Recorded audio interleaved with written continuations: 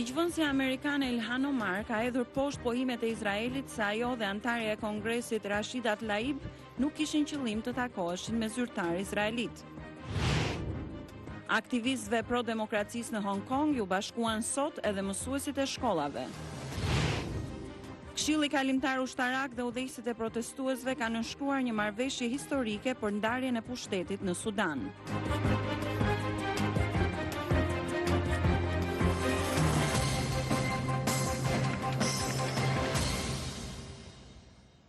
Mirëmbrëma dhe mirë se vini në programin e Zërit Amerikës Ditari, unë jam Kejda Kostreci. Në Shqipëri nisën këtë fundjavë një sër veprimtarish përkujtimore mbi kundërshtarët e regjimit komunist dhe personat e zhdukur nga diktatura. Zëri Amerikës bisedoi me drejtuesen e Autoritetit për Informim mbi dosjet e sigurimit të shtetit, Genta Sula. Në Mirdit u përkujtua sot 70 vjetor i masakrës së qafës Valmirit, ku pushkatuan 10 persona, ndërsa 4 të tjerë u varën në litar. Me këtë rast në katedralen e Rëzhenit u mbajt një mesh në përkujtim të 24 martirëve. Dhe 3 gjimnaziste nga Tirana ishin të enjtën fitueset e vendit të parë në një konkurs të organizatës Technovation në San Francisco të Kalifornisë për zgjidhjen e problemeve reale në komunitetet e tyre përmes teknologjisë.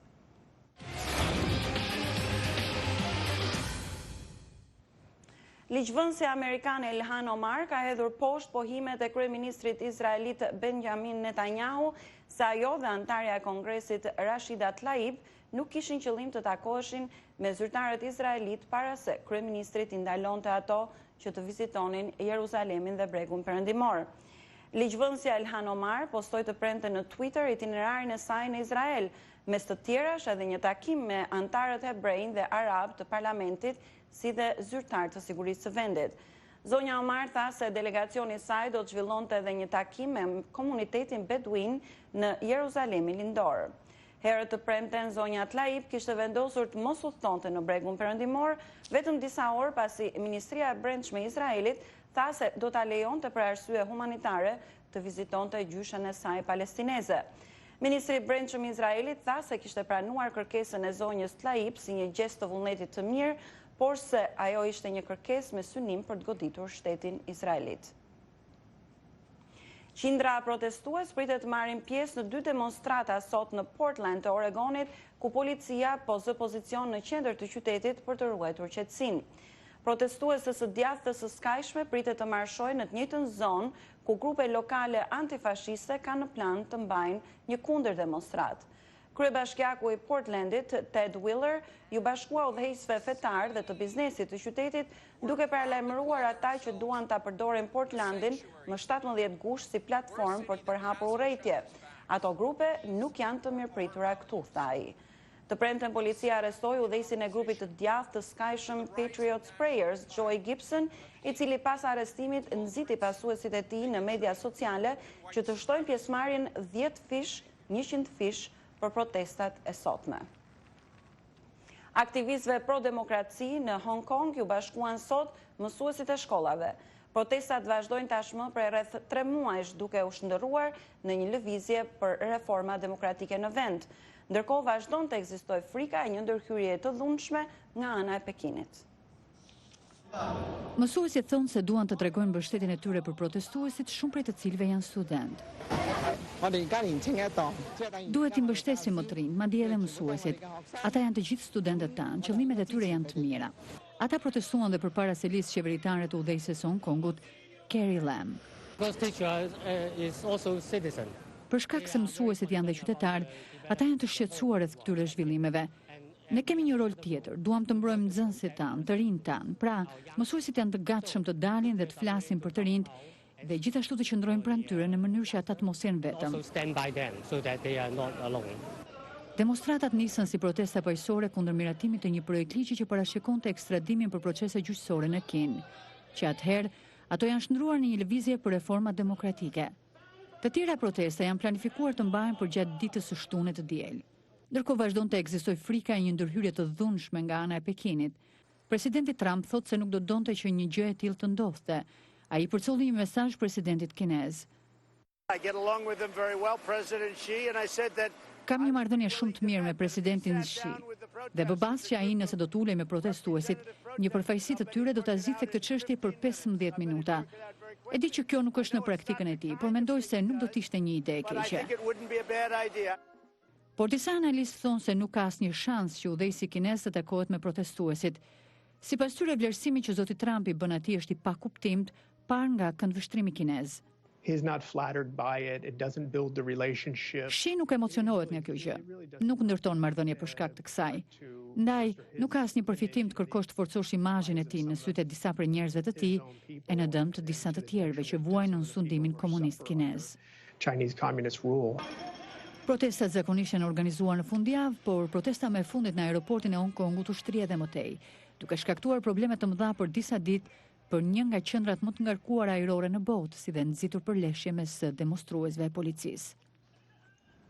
Në Sudan, Këshilli Kalimtar Ushtarak dhe udhëheqësit e protestuesve kanë nënshkruar një marrëveshje historike për ndarjen e pushtetit në kryeqytetin Khartoum.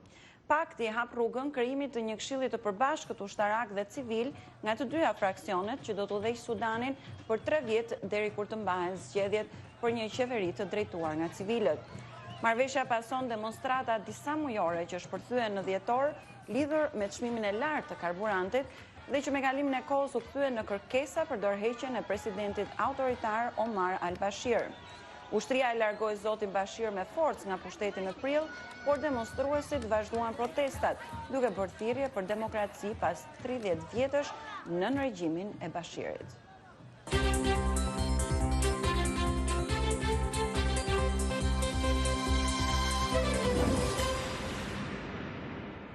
Në Shqipëri këtë fundjavë nisi një sër veprimtarish përkujtimore mbi kundërshtarët e regjimit komunist dhe personat e zhdukur nga diktatura. Drejtuesi i Autoritetit për Informim mbi dosjet e sigurimit të shtetit Gjenta Sula thotë se qytetarët kanë dëshmuar për 33 vendvarrime të fshehta gjatë pushkatimeve që diktatura u bënte antikomunistëve. Korrespondenti ynë Liliana Golli njofton nga Tirana. Autoriteti për informim mbi dokumentat e i-sigurimit të shtetit nis të fundjavë programin e ditëve përkujtimore Dinjiteti përballë totalitarizmit. Një seri veprimtarish janë organizuar në kampet dhe burgjet e diktaturës komuniste në Lushnjë, Belzë dhe Tepelen në nderim të ditës evropiane të viktimave të regjimeve totalitare dhe ditës ndërkombëtare të të zhdukurve. Aktiviteti që kemi bërë, partneritetet, hapja arkivave, ka frenuar sidopak mohimin e krimeve. Në këtu do thoja që ka efekt. Nuk është kollaj tu ashtu që diçka s'ka ndodhur, për sa kohë dokumentacioni është zbardhur ose mund të zbardhet në çdo kohë. Pastaj debatet mendoj që nuk janë aq të shohin nga e shkuara, sepse janë kaq aktuale për mënyrën se si pozicionohet sot Shqipëria për hyrjen në Europë, për vlera demokratike, për paqe. Kështu që për sa kohë interesi është aktual dhe për sa kohë vazhdon të mbeten çështjet të ditës të lidhura me dikush e tha hit të gjata diktaturës, mendoj që janë prezente, kështu që do ketë interes të them që do vazhdoj të ndonë se do të jetë diçka që do të zgjasë gjatë. Veprimtaritë janë organizuar në bashkëpunim me pushtetin vendor, me Institutin për Integrimin e të Përndjekurve dhe Shoqatën Antikomuniste të Përndjekurve Politik, qendra studimore Kujto Pikal, të gjithë bashkë diskutojnë mbi ish kampet e punës së detyruar dhe vendet e internimit në Lushnjë, Belzë dhe Tepelen. Zonja Sula thotë se veprimtaritë të tilla nderojnë viktimat e diktaturës, u kthejnë dinjitetin familjeve të përndjekura dhe u japin informacion të saktë nostalgjikëve të diktaturës mbi krimet e atij regjimi. E para që nuk mund të glorifikojmë dikë që ka derdhur gjak shqiptari. Në kjo më duket që ne edhe kemi thënë. E dyta, stereotipizimet e para bardhëzi nuk vlen. E treta e para historisë shqiptare thjesht një histori fare lokale, jo në kontekstin rajonal ose në kontekstin botror, më duket që ka rënë sepse për herë më shumë po lidhen historianë lokal me historianë të kombëtar. Kështu që më duket që është hapur mendja, njerëzit nuk janë më aq mendje ngushtë. Ka ndodhur disa gjëra të tjera, për shembull në ligjin e trashëgimisë kulturore. Është futur për herë të parë që në vendet e kujtesës futen dhe vendet e vuajtjes gjatë diktaturës për fshirë vendvarrime, vend ekzekutime. Për ilustrim, në një aplikacion të posaçëm, që dhe ne e kemi postuar dhe i apoja ka postuar dhe instituti, i të përndjekurve dhe integrimit, janë raportuar 33 vendvarrime dhe vend ekzekutime të fshehta. Pra ka një lëvizje, përsa i përket emrave të rrugëve bëhet debat publik i mirëfill, dhe aty ku janë vënë emra rrugësh të personave që kanë qenë të implikuar në krime gjatë komunizmit, edhe aty drejt për drejt ka pasur procese gjyqësore, ka pasur lëvizje.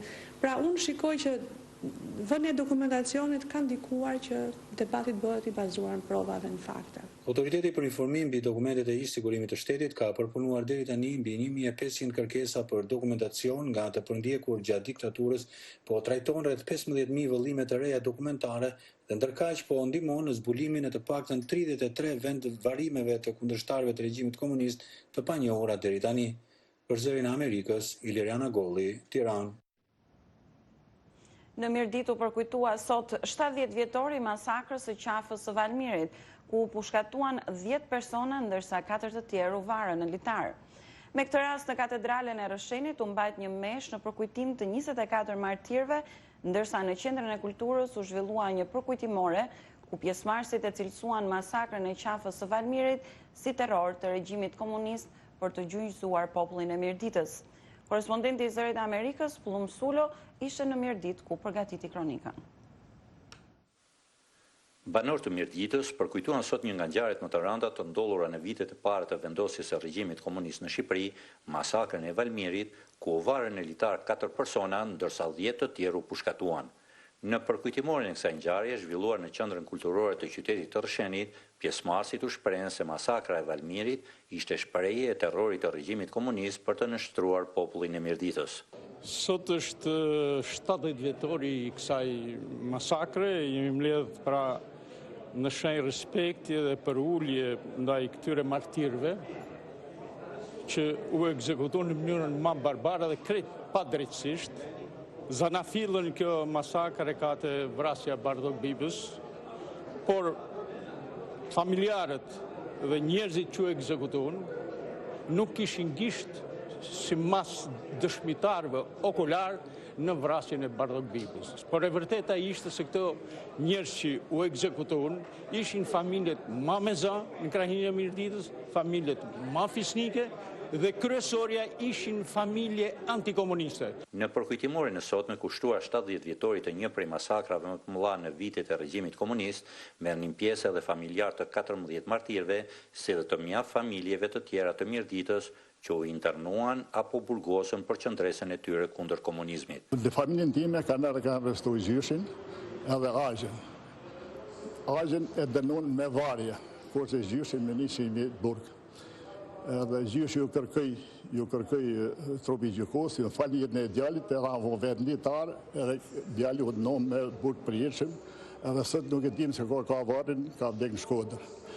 Ne na morën nana, vlaj, shkom na shonë të Pelen, edhe na dojgjën shpijet, edhe kemi një 3 vjetë në të Pelen, pas të e kemi marrë.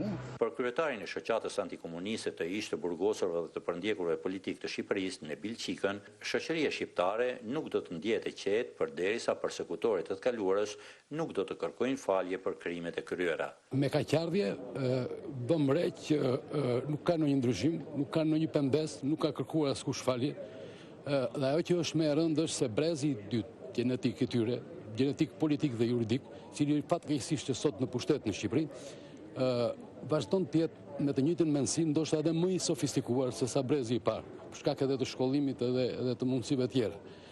Kjo është një problem i madh kombëtar i Shqipërisë, shkëputja nga komunizmi, por shkaku i saj është se këtu nuk pati kur një ndëshkim të krimit komunist. Në 70 vjetorin e masakrës së Valmirit, në katedralen e Rëshenit, i peshvi Gjergjmeta udhëhoqi një mesh në përkujtim të 14 martirëve të kësaj masakre. Imzot Meta u shpreh se plagët e të kaluarës vazhdojnë të jenë të hapura në Mirditë dhe se ndarjet këtu janë ende të dukshme. Këta janë plagë. Dhe plagët dhembin. Plagët nuk shërohen. Vazhdojnë. Arti është me bashkëtu me plagët. Prandaj do të mundohem bashkë me ju të gjithë këtu që të kryejmë një shoqëri, një vend sa më të mirë dhe të pajtuar, sidomos për trit, për brezet e ri që po vinë. Ndërsa për Simon Mirakën, përkujtimi i ngjarjeve të tilla si masakra e Valmirit, përcjellin mesazhin që tragjeditë të tilla të mos përsëriten më. Thelbësorja është mesazhet që japin këto ceremoni përkujtimore. Mesazhi kryesor është që këto tragjedinë që ndodhen të mos përsëriten më. Pra, ballafaqimi me të kalumen është domosdoshëm për me pas një demokraci të konsoliduar dhe një të ardhme më të sigurt për brezin e ardhshëm. Për Zërin e Amerikës, nga Mirdita, Plum Sulo.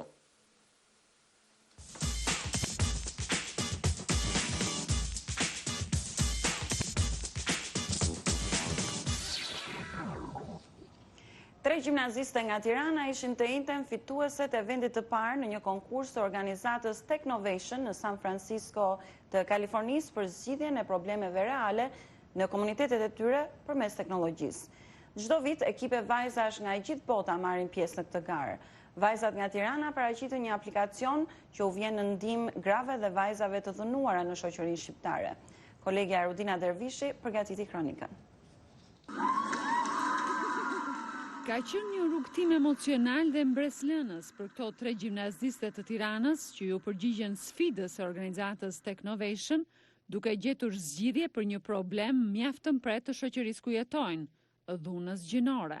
Ashtu neve që në fillim donin që të ndihmonim në një farë mënyre gratë shqiptare dhe duke marrë parasysh realitetin shqiptar, menduam që trajtonim një temë si dhuna me bazë gjinore ishte mënyra më e mirë për të ardhur në ndihmë. Aplikacioni ndërtuar prej tyre përmbledh në një menu shumë të thjeshtë të gjithë numrat telefonik që mund të marrin gratë në një situatë të caktuar. Një zgjidhje praktike e cila vjen edhe me një numër këshillash për gjetur zgjidhje në situata delikate. Ne jetojmë në një shoqëri patriarkale, kemi dalë nga komunizmi dhe sigurisht që ka një dominancë të gjinisë mashkullore në shoqëri dhe një mentalitet shumë të prapambetur që gratë nuk mund të jenë të pavarura dhe nuk munden të bëjnë të shkollohen, të bëjnë përpara në jetë, të kenë financat e tyre. Dhe gjithë kjo reflektoi edhe në rininë e sotme, edhe sigurisht ka shumë ndryshime. Ne shohim shenja të hershme të kësaj dhune që reflektojnë në marrëdhëniet e miqve tanë sot. Programi ka qenë shtyta e dur drejt teknologjisë për këto vajza në një shoqëri të dominuar nga mentaliteti se djemt janë më të prirur për të qenë të suksesshëm në fushat inxhinierike. Për djemt ka qenë gjithmonë më e thjeshtë që të futen në teknologji, domethënë që të vegjël i shtyn domethënë tek jo tek lojrat kompjuterike, tjerë, kurse vajzat janë më të mënjanojnë nga kjo pjesë, sepse është pikërisht ai mentaliteti maskilist, patriarkal që do t'i ngrej djemt më lart se vajzat dhe këto gjërat që janë pak më interesante do t'i shtyjë djemt drejt asaj fushë dhe jo ne, dhe gjithmonë ka pasur një mentalitet të gabuar për vajzat në teknologji apo dhe në fushat të tjera siç është biznesi. Me gjithë përpjekjet për të ndryshuar këtë tendencë dhe për të inkurajuar brezin e ri drejt një qasje më të drejtë të barazisë gjinore, vajzat thonë se mbetet ende shumë punë për të bërë. Edhe në për shkollat tona neve bëjmë IT dhe nga vetë mësuesit e IT-s vajzat nuk marrin aq mbështetje. U jepet prioritet djemve dhe vajzat lihen më njanë, anashkalohen duke menduar që ato nuk do shkojnë, nuk do bëjnë karrierë në atë fushë më vonë. Gjë që nuk është e drejtë. Përvoja e këtyre vajzave në këtë program të financuar nga kompani të mëdha të teknologjisë në Silicon Valley do të ketë një efekt të fuqishëm në jetën e tyre shumë kohë pas përfundimit të këtij programi. Të frymëzuara nga kjo fitore, ato kanë fituar besimin se kanë aftësinë të zgjidhin problemet të komunitetit dhe të ndihmojnë në thyerjen e barierave gjinore për të çuar përpara shoqërinë shqiptare.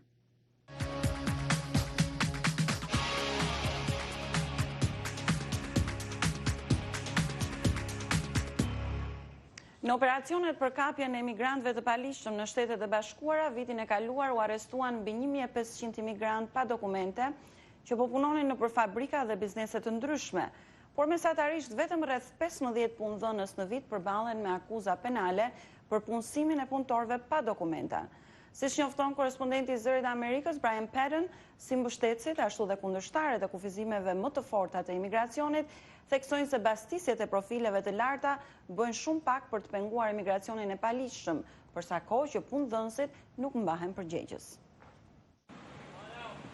Agentët e Agjencisë Amerikane të Emigracionit dhe Doganave kohët e fundit bastisën 7 impiante të përpunimit të produkteve bujqësore në shtetin e Mississipit, duke arrestuar rreth 680 emigrant pa dokumente.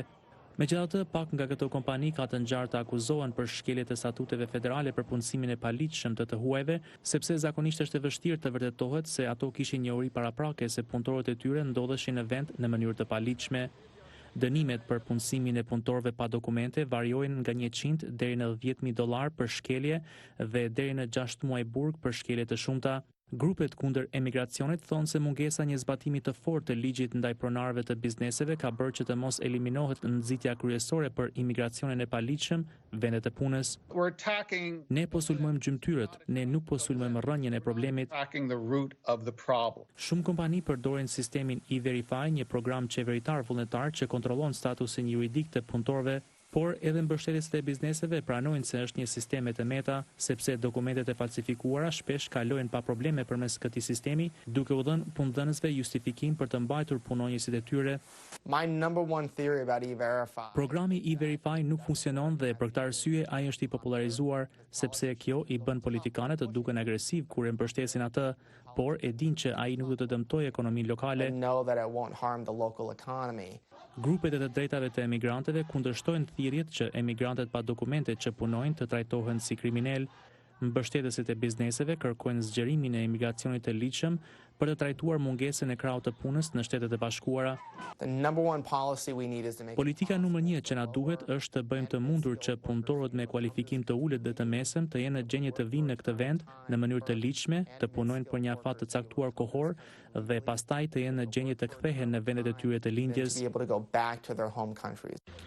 Por mbështetësit e masave të ashpra kundër imigracionit thonë se nuk ka mungesë të krahut të punës në vend, por thjesht një mungesë gatishmërie për të paguar punëtorët një pagë jetese. Ata duan që pronarët e bizneseve të përballen me dënime më të forta se sa gjobat e rastit për punësimin e imigrantëve pa dokumente. Ata e llogarisin atë si kosto të të bërit biznes dhe kjo duhet të ndryshojë. Unë mendoj se vetmja gjë që do të ndryshojë këtë janë dënimet e ashpra që mund të rezultojnë me burgosje.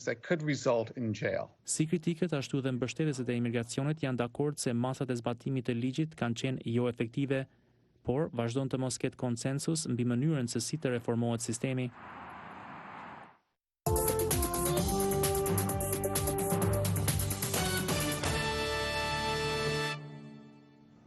Mira punëtorë emigrant kanë shkuar në një rajon të vogël në bregdetin e detit të Zi për të vjelur lajthi. Ky rajon prodhon 2/3 e furnizimit me lajthi në botë, por vjelja e tyre është një punë e vështirë dhe gjithnjë më shumë po ul të ardhurat si për pronarët, ashtu dhe për punëtorët emigrant, shumica e tyre kurd. Miliona pemë lajthie mbulojnë luginat e provincës Ordu në brigjet e detit të Zi të Turqisë. Ky rajon siguron 75% të lajthive në botë. Shumë prej pemëve rriten në anët e luginave me terren të thyer. Prandaj vjelja e lajthive është një punë e vështirë dhe shpesh e rrezikshme. Emigrantët punojnë 7 ditë në javë, 11 orë në ditë, për rreth $300 për sezonin një mujor të vjeljes. Iskenderi, i cili nuk pranoi të jepte mbiemrin, filloi ta bënte këtë punë që në moshën 15 vjeçare. Ne vim këtu të punojmë në një fushë për 15 ditë dhe pastaj udhtojmë në fshatra më të larta ku punojmë edhe 15 ditë të tjera. Ne e bëjmë këtë punë nga nevoja. Nëse nuk jeni detyruar ta bëni këtë nga nevoja, ky do të ishte një mjerim që askush nuk do ta përballonte. Iskenderi si shumica e punonjësve tjerë bëri udhtimin 700 kilometra të gjatë nga rajoni me shumicë kurde në Turqi. Rajonin nga vjen ai është shkatruar nga lufta 10 vjeçare ushtrisë turke kundër kryengritësve kurd, kështu që ka pak vende pune atje. Nëna e Iskenderit, Mediha, e cila gjithashtu nuk pranoi të jepte mbiemrin, punon me djalin e saj. Si 10 ramira të tjerë, ata u detyruan të braktisnin fshatin e tyre nga forcat e sigurisë, duke humbur jo vetëm shtëpinë e tyre, por edhe jetesën. Në të kaluarën jemi marrë me bujqësi, kemi pasur punën tonë, ne kemi patur vreshta dhe bakti, por ne mbetëm pa asgjë dhe nga nevoja duhet të vinim këtu. Dhe këtu ne punojmë si sklever, nuk mund të arrijmë asgjë me këtë punë. Do të ishim të lumtur të ktheheshim në fshatin tonë. Iskenderi, Mediha dhe vjelësit e tjerë flajnë në një stall baktish gjatë sezonit një mujor të vjeljes së lajthive. Shumica e punëtorëve emigrant janë të detyruar të shndrojnë në kampe të menaxhuara nga shteti. Autoritetet nuk lejojnë hyrjen në kampe, ku kushtet janë kritikuar nga grupet e monitorimit. Kultivuesi i lajthive, Hilmi Uzunlar, i cili punson Iskenderin dhe Medihan, thotë se askush nuk po fiton para për shkak të rënjes së çmimeve, konkurrencës në rritje dhe ndryshimeve në rritje të klimës. Shitjet e lajthive mbulojnë vetëm shpenzimet për punëtorët, plerat dhe mirëmbajtjen e pemëve. Ne i vjelim lajthit, pastaj i shesim sa për të mos dalë të humbur. Pastaj kthehemi në punët tona të tjera për të siguruar të ardhura për familjet tona. Ndërsa Iskenderi ëndërron për një jetë pa patur nevojë për të vjelur lajthit. Nëse gjej një punë normale me pagë minimale, nuk do të kthehem këtu vitin e ardhshëm. Do të ishte mjaftueshme që unë të shndroja në shtëpinë time, të isha me fëmijët e mi.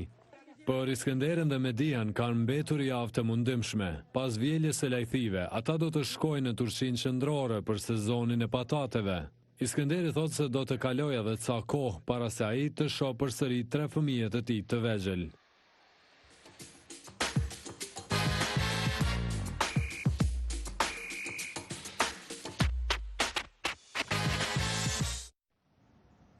Jacqueline Kennedy, ish zonja e parë e Shteteve të Bashkuara, do të kishte mbushur 90 vjeç këtë verë. Për ta kujtuar këtë figurë të historisë amerikane, korespondenti i Zërit Amerikës Maksim Moskalkov vizitoi shtëpinë ku ajo u prezantua me John Kennedyn mbi 60 vjet më parë. Kjo shtëpi në Washington, në lagjen historike Georgetown të kryeqytetit amerikan, ka shumë për të rrëfyer. Këtu presidenti i ardhshëm John Kennedy u prezantua në 1952 me vajzën simpatike Jacqueline Bouvier. Në atë kohë zoti Kennedy ishte ligjvënës me një të ardhme të ndritur përpara, zonjusha Bouvier ndronte të bëhej gazetare. Kjo shtëpi e ndërtuar në vitin 1895 u bë dëshmitare e takimit të parë të një çifti që do të bëhej pjesë e historisë. Vjet kur shtëpia u nxor për shitje, biznesmeni Scott Stewart, një simpatizant i madh i John Kennedyt, e bleu dhe tani e ka shndërruar në një formë muzeu për gjurmën që la zoti Kennedy në histori. His ideals were ideals that lined up with mine. I think the optimism that Idealet e tij puqeshin me idealet e mia. Optimizmi që i dha vendit në atë kohë dhe fakti që përgatiti terrenin për ndryshime që nuk u përmbushën dot, e bën vdekjen e tij shumë të trishtueshme për amerikanët. Megjithatë, ai la pas edhe një ndjenjë admirimi dhe respekti. Left everybody with a sense of wonderment and sense of what could have been. Biznesmeni është me origjinë nga Bostoni, ashtu si zoti Kennedy. Ai e pa shtëpinë sapo u nxor për shitje dhe e bleu menjëherë. I walked into this room that you're in.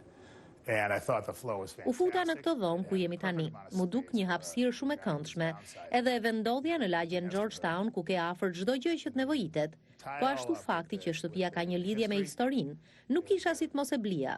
It was a no-brainer for me. Shtëpia ruan të gjallë historinë e periudhës së presidentit Kennedy, që nga portretet, fotografitë, revistat, librat e pllakat që përmbajnë fjalimet presidenciale. Zoti Stewart ka zgjedhur me kujdes çdo element të mobilimit të brendshëm për t'ju përshtatur stilit të viteve 1960. Pikturat, printet që kam bërë në zyrë i kam parë në hotelin W. Shumë gjëra të tjera mi kanë falur si dhuratë. Është për të çuditur se sa gjërat falin njerëzit nga koleksionet e tyre mbi familjen Kennedy kur ke një shtëpi si kjo. As a result of having a house like this. Zoti Stewart pagoi $1.7 milion për shtëpinë. Ai po bën tani disa restaurime, por thotë se ka në plan që në përgjithësi ta ruajë shtëpinë në të njëjtën formë siç ishte në vitin 1952. Ishin këto materialet për ditarin e sotëm, natën e mirë dhe mirupafshim.